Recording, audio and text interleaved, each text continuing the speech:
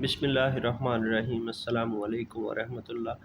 آج ہم بات کریں گے اللہ تبارک و تعالیٰ کے اسماء حسنہ میں سے 98 نمبر، اور یہ ہے الوارث۔ الوارث کا معنی ہے سب کے بعد موجود رہنے والا۔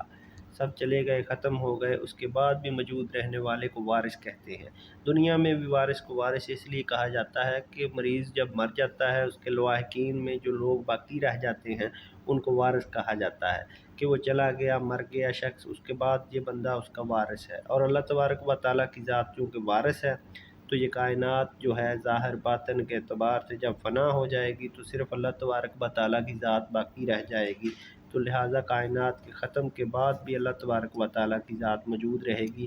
اس لیے اللہ تبارک و تعالیٰ کا نام الوارث ہے، اور یہ اللہ تبارک و تعالیٰ کا صفاتی نام ہے اور یہ جمالی ہے۔ اگر اس کے فضائل و فوائد کا ذکر کیا جائے تو اگر کسی بندے کو کوئی غم لاحق ہے تو اس کا ورد کرے، انشاءاللہ اللہ تبارک و تعالیٰ اس کا مسئلہ حل فرما دیں گے انشاءاللہ۔